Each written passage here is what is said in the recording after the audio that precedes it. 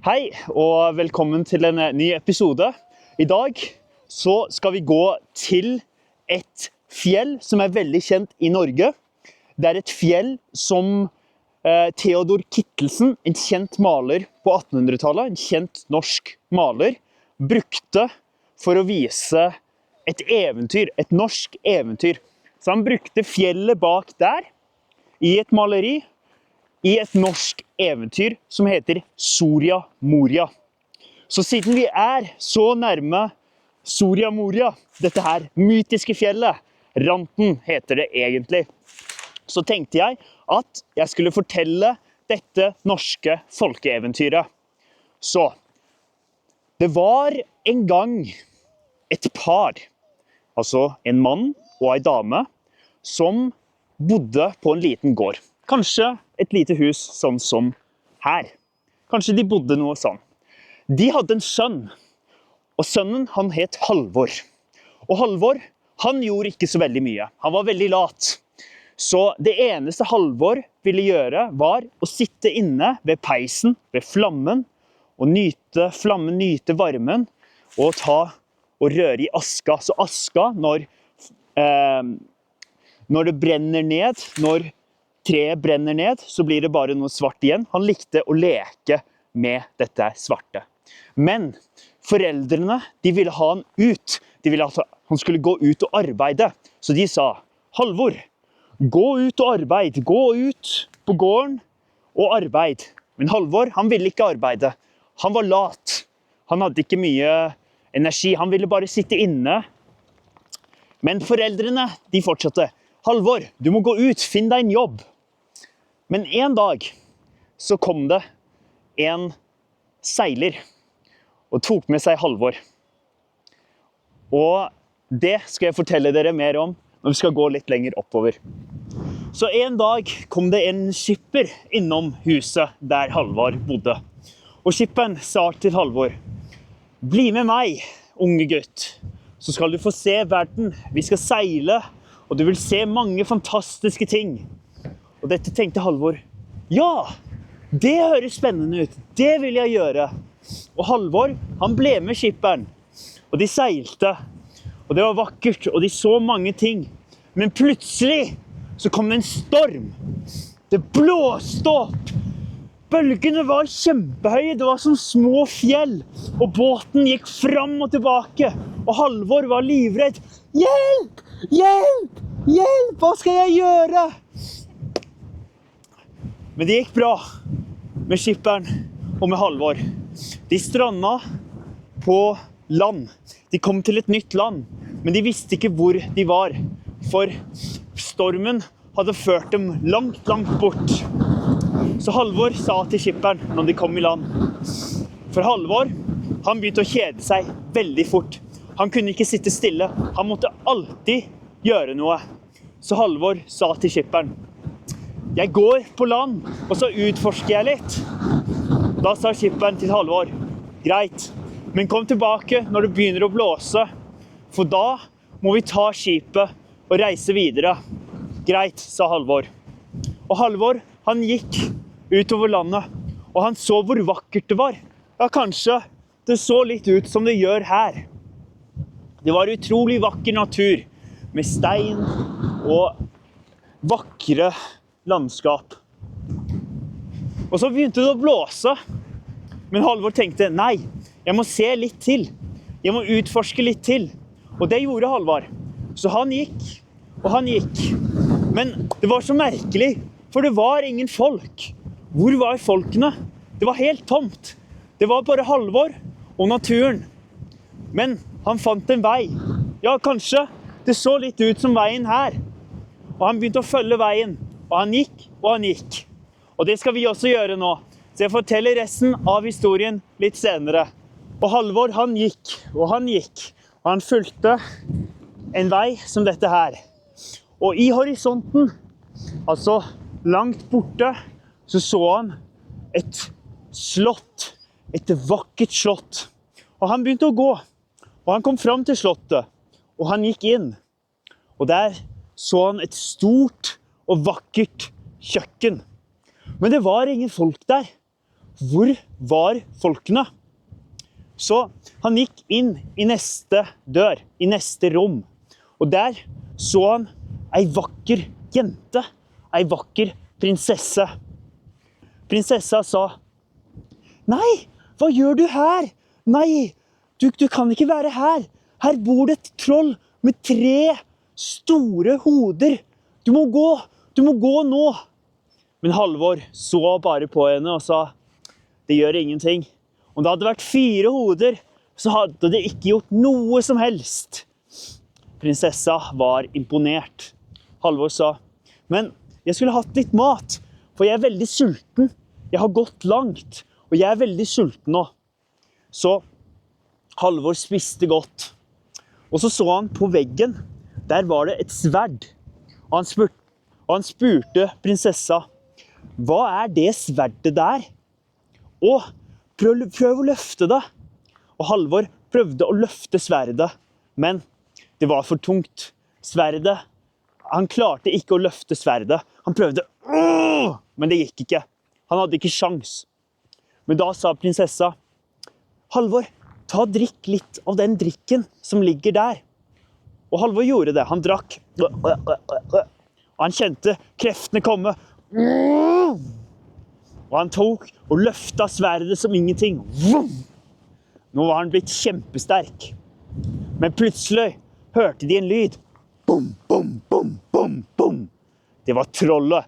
Og trollet braste inn. Han kom susende inn. Bom! «Jeg lukter kristen manns blod», sa trollet. Og da sa Halvor, «Ja, det er meg!» Og han tok sverdet, og han hogg 1 hode, 2 hoder, 3 hoder. Og trollet lå dødt. Bom! Og prinsessa ble kjempeglad. «Åh, du reddet meg! Du reddet meg!» Men Halvor så på prinsessa. Hva var det som skjedde? Hva er det som skjer? Vel, jeg har 2 søstre som er fanget i andre slott. Og om bare ikke de også kunne bli reddet, slik du reddet meg. Og Halvor, han skulle gjøre det. Han skulle redde de 2 andre søstrene. Og hvordan det gikk, vel, det skal dere få høre lenger fremme. Så Halvor gikk. Han gikk til det andre slottet. Og det andre slottet, det var enda lenger borte enn det første slottet hadde vært. Så han gikk, og plutselig så han et enda større og enda finere slott. Og han gikk inn, og der var det enda større kjøkken og enda finere. Og han kom inn i et rom der det satt en jente som faktisk var enda finere enn den andre jenta. Det var også prinsessa, søstra. Og hun sa, «Nei, hva gjør du her? Du må gå bort. Her er det et troll med 6 hoder.» Men Halvor så på henne. «Det gjør ingenting. Bare gi meg litt mat, og gi meg litt drikke, så er jeg klar til å slåss mot trollet.» Og han gjorde akkurat som forrige sted. Han tok litt mat, og så tok han en flaske og begynte å drikke. Og da fikk han superkrefter. Og der fant han et sverd som var enda større enn det første slottet. Og han tok opp sverdet. Og han var klar. Og plutselig så hørte han en voldsom lyd. Bom, bom, bom, bom. Og der kommer det et troll som måtte gå sidelengs inn, siden det var så stort, med 6 hoder. Men Halvor, han tok sverdet, og han hogg 1 gang, 2 ganger, 3 ganger, 4 ganger, 5 ganger og 6 ganger. Han hogg av alle 6 hodene til trollet. Og trollet datt om. Bom! Død. Og prinsessa sa, «Åh, takk, min redningsmann, min redningsmann!» Og Halvor, han var fornøyd. Men han så på prinsessa. «Åh, tusen takk for at du har reddet meg. Men jeg har en søster i et slott som er 9 mil borte. Og hun er også fanget av et troll.» Og Halvor, han sa, «Ja, jeg må bare sove litt her, og så jeg klar. Halvor, han la seg ned for å sove, og han sov, og neste dag så gikk han videre til det siste slottet. Og det skal dere få høre om litt senere. Da var Halvor klar til å gå til det siste slottet. Og det var det største og det fineste av dem alle. Så Halvor gikk inn i det siste, det tredje slottet, og det var enda større, enda vakrere. Og der satt det ei prinsesse, ei jente, som var den vakreste av dem alle. Hun var så vakker, hun hadde langt, lyst hår og et vakkert ansikt. Hun sa, «Å nei, hva gjør du her? Du må gå bort. Her er det et kjempestort troll med 9 hoder. Han kommer til å drepe deg.» Halvor, han var ikke redd av seg, så han bare sa, «Det gjør ingenting. Han kunne hatt dobbelt så mange hoder. Det går helt fint. Gi meg noe mat og litt å drikke, og så skal jeg ta sverdet der og drepe trollet.» Så Halvor gjorde det. Han spiste, og så tok han en slurk. Han kjente kreftene komme. Han var klar. Han tok opp sverdet. Og han var klar til å drepe trollet. Og så hørte han det. Det var nesten som et jordskjelv.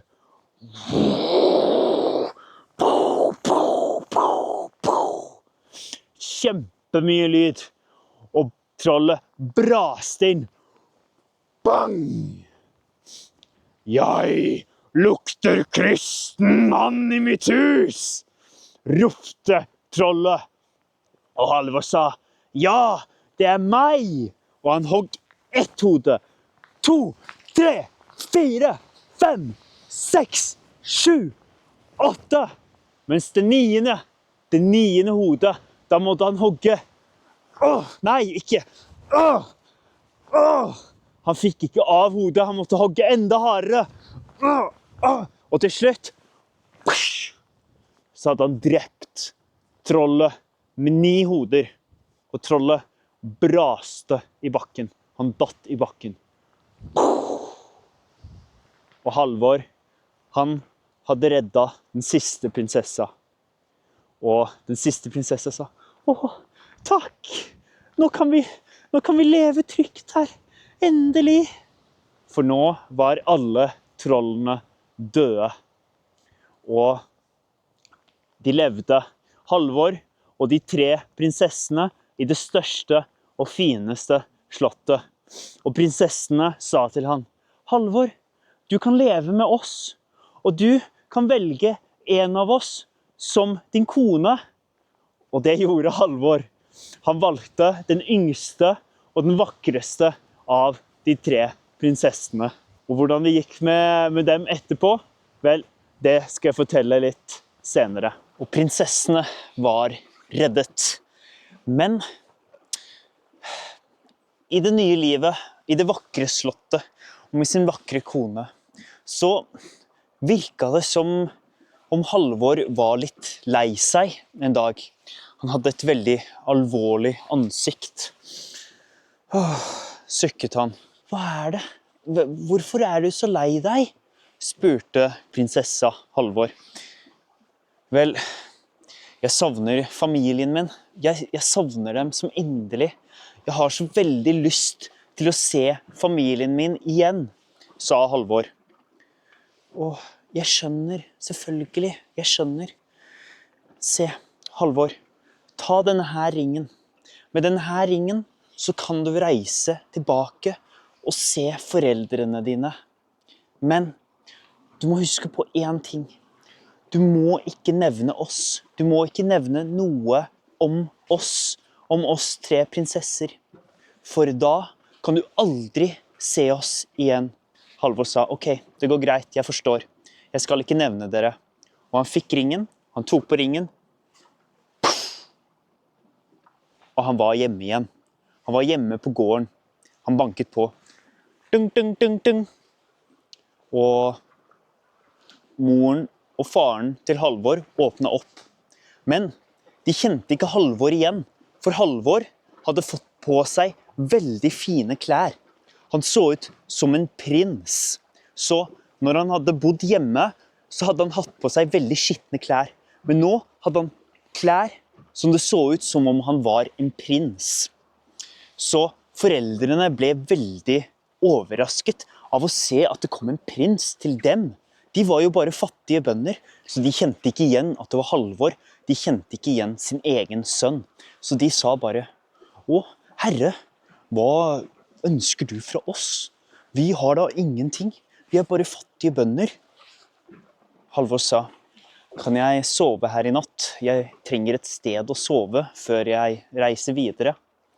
Og moren og faren til Halvor, de kunne selvfølgelig ikke si nei til en prins. Så de sa, «Ja, selvfølgelig, kom inn. Vi skal finne en seng til deg. Det er ikke stort, vi er fattige bønder.» Så denne senga, den tilhørte vår sønn, Halvor. Og Halvor, han tenkte å tøyse litt, tulle litt med foreldrene sine. Og han sa, «Ja, hvor er sønnen deres da?» «Åh, ja, nei, vi vet ikke. Han reiste ut med en skipper. Han reiste ut til sjøen, til sjøs. Og siden den gang så har vi ikke sett ham.» «Åh, hvordan var sønnen deres da?» spurte Halvor med et lurt blikk. «Nei, han var en latsabb. Han gjorde aldri noe som helst. Han likte ikke å gjøre noe. Han ville ikke arbeide, han ville ikke gjøre noe som helst.» «Ok», sa Halvor. «Vel, kan jeg få litt å spise?» spurte Halvor, for han var sulten. Ja, selvfølgelig, vi skal lage noe mat til deg. Det er ikke stort, vi er fattige bønder, så vi kan ikke lage noe som er en prins verdig, men Herre, vi skal gjøre så godt vi kan. Og mens foreldrene til Halvor begynte å lage mat, så satte Halvor seg med peisen. Husker dere i begynnelsen at Halvor, han likte å leke i peisen, leke med aska. Så han satte seg i peisen og begynte å leke med aska. Og da forstod foreldrene til Halvor at det var Halvor som var her. Det var Halvor som var blitt prins. «Halvor, å Halvor», sa moren og ga han en lang og god klem. Og dagen etterpå så insisterte moren på at Halvor i sine vakre klær, som var en prins verdig, skulle gå til jentene, de lokale jentene, og vise seg fram, for hun ville at han skulle vise hvor kjekk han hadde blitt, hvor en kjekk og ung mann. Ok, greit, så Halvor gikk og viste seg fram for disse her jentene. Men disse her jentene, de hadde vært ganske stygge mot Halvor før. Altså før Halvor hadde reist, når han bodde hjemme med foreldrene sine, så hadde disse jentene ertet Halvor. Og Halvor, det er han der late. Og Halvor, se på han har alltid sort i ansiktet fordi han liker å leke så mye med ilden. Så jentene hadde alltid ertet Halvor. Men nå var det Halvor sin tur til å erte dem. Se på meg, jenter. Se hvor fine klær jeg har. Og Halvor begynte å fortelle om, og han fortalte om at han hadde slåss mot troll og drept troll og reist til fremmede land. Men dessverre så begynte Halvor også å fortelle om prinsessene. Dere skulle bare sett prinsessene som jeg reddet, og min vakre kone, den yngste av dem, den vakreste av dem alle. Ja, hun er kona mi, og hun er mye vakrere enn dere. Hun er mye, mye vakrere enn dere. Dere ser ut som gamle kjerringer i forhold til henne. Og straks han hadde nevnt prinsessene, husker dere at han ikke måtte nevne prinsessene? Vel, nå hadde han gjort det, og straks han nevnte dem, så dukket de opp. Og prinsessene var der, alle tre. Og Halvor forstod med en gang hva han hadde gjort. Å nei, han skulle ikke ha nevnt det. Han skulle jo ikke nevne dem. Vel, gjort var gjort. Han hadde nevnt dem, og han gikk sammen med prinsessene. Han forstod at han hadde gjort noe gale, men han håpet at dette ikke kom til å føre til noe galt. Men det gjorde det, dessverre, for Halvor. For når Halvor var med kona si og la seg for å sove, så tok hun ringen av fingeren hans og erstattet det med en annen ring. Så hun tok den magiske ringen med seg og erstattet den med en annen ring. Og så forlot prinsessene han. De forlot ham mens han sov, og gikk tilbake til Soria Moria. Så når Halvor reiste seg opp, når Halvor våkna, så han, der var ikke prinsessene lenger. Og han forstod med en gang at han hadde mistet dem for alltid. Og han begynte å gråte. Å nei, hva har jeg gjort? Hva har jeg gjort? Sa Halvor fortvilet. Og Halvor, han gråt og han gråt, og han kunne ikke bli trøstet. Foreldrene prøvde å trøste han, men ingenting fungerte. Han var så lei seg. Og han hadde bare én ting han ønsket å gjøre. Han ville ut og finne prinsessene. Og han begynte å gå.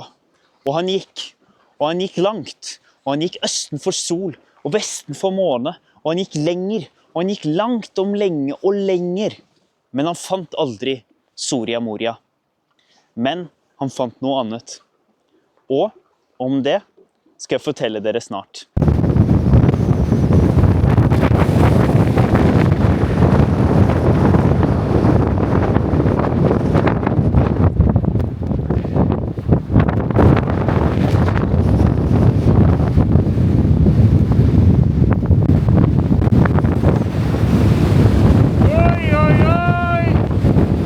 Og etter å ha gått så langt, så kom Halvor fram til en liten hytte. Og han banket på ved den lille hytta. Bank, bank, bank. Og der stod det en gammel kjerring, en gammel dame. Hvem du? Her har det ikke vært kristen folk på 200 år, sa den gamle dama. Oi, jøss, 200 år. Det hadde altså ikke vært noen andre der på 200 år. Og Halvor fortalte denne gamle dama hva som hadde skjedd ham. Å, Soria Moria, nei, det har jeg aldri hørt om.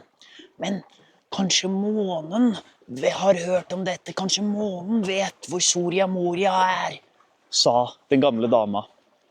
Og den gamle dama gikk ut for å spørre månen om hvor Soria Moria ligger. Og hun sa til månen, Måne, måne, vet du hvor Soria Moria ligger? Og månen, som det var en fullmåne denne natta, så ned på den gamle dama og sa, Å, Soria Moria. Oi, det har jeg aldri sett. For det er alltid en sky over Soria Moria. Det er alltid en sky som dekker over Soria Moria. Så jeg har aldri sett Soria Moria. Og Halvor var veldig skuffet. Nei, når til og med månen ikke visste hvor Soria Moria ligger. Nei, hvordan skulle han finne det da? Men den gamle kjerringa sa, Nei, Halvor, ikke vær redd. Vestavinden vet hvor Soria Moria ligger. For vestavinden, den blåser overalt. Vestavinden, altså vinden som kommer fra vest. Den skulle hjelpe Halvor. Så de ventet på vestavinden, og endelig så kom den. Og den gamle kjerringa sa til vestavinden, Vestavind, vet du hvor Soria Moria ligger? Og vestavinden sa, Ja, jeg skal der nå. For i Soria Moria så holder de på å tørke klær til et bryllup. Og jeg må komme og tørke klærne for dem. Og Halvor ble glad. Skal du til Soria Moria? Kan jeg bli med? Kan jeg bli med til Soria Moria? Og vestavinden sa, ja, bli med meg nå. Men du må løpe kjapt, for jeg blåser kjapt av gårde. Og Halvor ble med vestavinden, og blåste han bortover.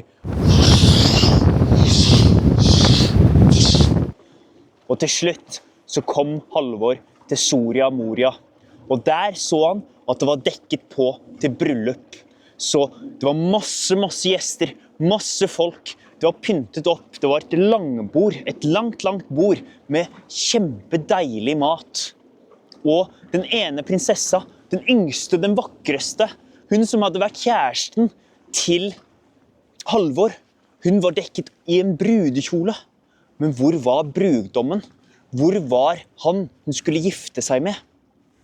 Og Halvor, han sneik seg inn og ble med på festen. Og de kom til slutt til punktet av festen der alle skulle drikke av et beger med vin. Altså en kopp med vin som de sendte rundt. Det skulle bringe lykke. Og til slutt skulle det gå til bruden. Og Halvor, når denne her koppen kom til Halvor, så la han ringen oppi koppen og ga det til prinsessa. Til den yngste prinsessa, hun som hadde vært kjæresten til Halvor. Og da prinsessa så ringen, så forstod hun med en gang at Halvor var der, at Halvor hadde funnet sin vei. Og da sa hun, ja, jeg skulle gifte meg med han som har reddet meg. Og han har kommet, det er Halvor, og vi skal gifte oss. Og slik gikk det altså. Halvor hadde funnet veien tilbake til Soria Moria. Han hadde funnet tilbake til den yngste prinsessa, og nå holdt de altså bryllup. Den yngste prinsessa som Halvor hadde reddet, og Halvor som brudgom. Og de giftet seg og levde lykkelige alle sine dager. Snipp, snapp, snute, så var eventyret ute. Ha det bra.